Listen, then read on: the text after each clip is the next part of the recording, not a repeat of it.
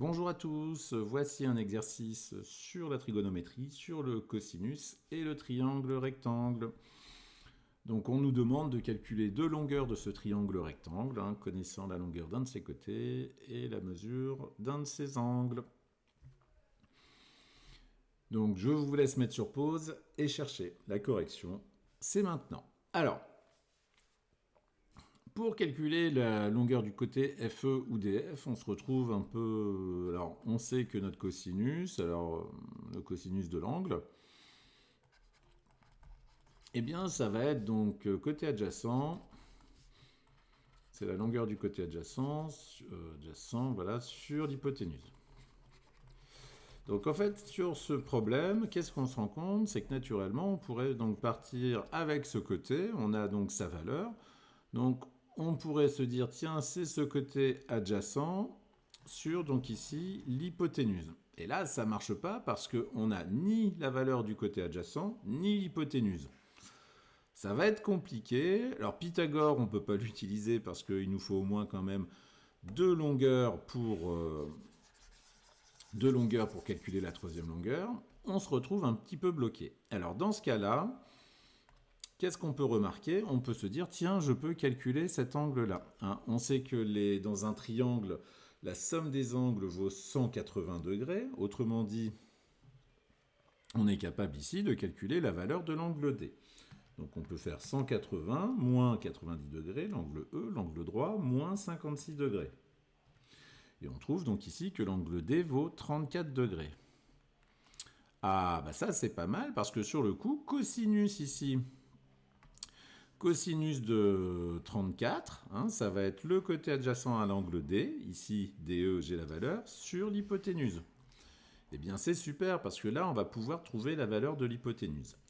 Allez, c'est parti, j'écris quelques informations et on continue ce problème. Voici, j'ai écrit quelques informations. Alors ici, j'ai bien localisé mon hypoténuse sur mon triangle. Ici, j'ai bien localisé mon côté adjacent à l'angle D. J'ai bien indiqué que, bien sûr, mon triangle était rectangle en E. Sinon, je le répète, il n'y a plus d'hypoténuse, il n'y a plus de côté adjacent, il n'y a plus de cosinus. Et tout ça tombe à l'eau. Et donc la formule cosinus D, le cosinus de l'angle D, c'est égal à donc, le côté adjacent, la longueur du côté adjacent DE sur la longueur de l'hypoténuse DF. Donc on va continuer ici d'écrire. Donc cosinus D, on va remplacer par les valeurs. C'est cosinus 34 degrés. C'est égal. Donc la longueur du côté DE, je le connais, c'est 7 cm sur, ici, l'hypoténuse DF que je cherche.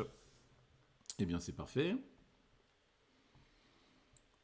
Je vais pouvoir faire comme dans mes équations. Je vais pouvoir multiplier ici de chaque côté par la valeur, par la longueur plutôt de l'hypoténuse, par DF. Et donc, je vais obtenir ici l'équation. DF fois cosinus 34 égale 7. Donc ensuite, je vais diviser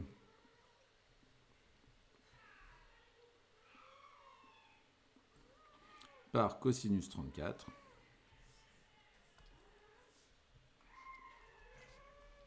Chaque membre.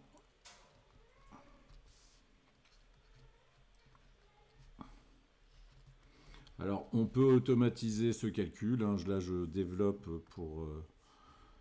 voilà. Donc ici, on a DF fois cosinus 34 divisé par cosinus 34. Eh bien, ça fait la longueur du côté DF, la longueur d'hypoténuse, fois 7 divisé par cosinus est égal à 7 divisé par cosinus 34. Excusez-moi. Donc là, il ne reste plus qu'à prendre sa calculatrice. Allez, j'ai ma calculatrice ici. Hop, j'efface mes calculs précédents.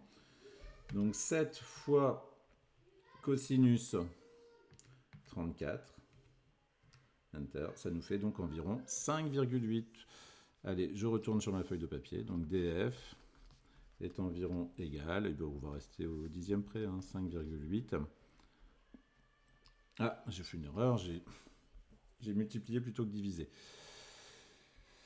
Hop, je reviens. Alors, c'est 7 divisé, c'était l'habitude, par cosinus 34, autant pour moi. Voilà. Et ça nous fait donc, ici, ça nous fait donc 8, hop, je remets 8,44. On peut arrondir au dixième près à 8,4. Je remets ma feuille de calcul. Donc ici, on a bien df est environ égal à 8,4 cm arrondi au dixième près. Donc on fait attention au résultat, bien sûr. L'hypoténuse, c'est le plus long côté. D'accord? Ça aurait été bizarre de trouver quelque chose de plus petit que 7 cm. Donc, on est plutôt bon. Alors maintenant qu'on a l'hypoténuse, on va pouvoir calculer la longueur du côté FE. Alors bien sûr, on pourrait le faire avec Pythagore. Bon, ici, on peut le faire, je pourrais vous encourager, mais comme l'objectif c'est de travailler sur le cosinus, on va continuer un petit peu avec le cosinus. Donc je vais faire, hop, ici je vais me faire une petite démarque pour travailler donc sur l'autre côté. Donc ici, qu'est-ce qu'on va écrire? Eh bien, moi je vais l'écrire en bleu. Eh bien, cosinus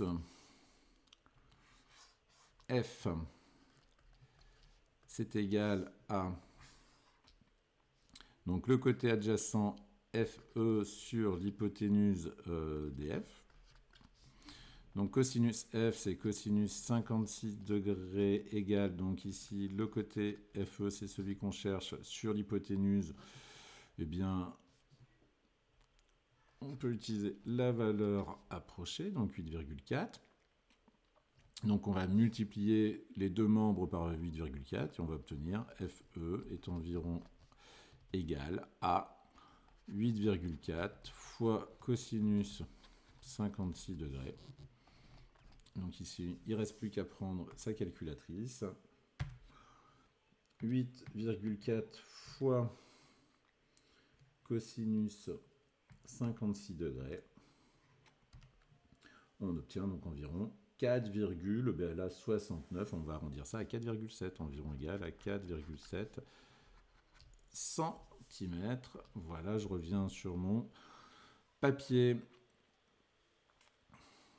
Donc voilà pour notre exercice.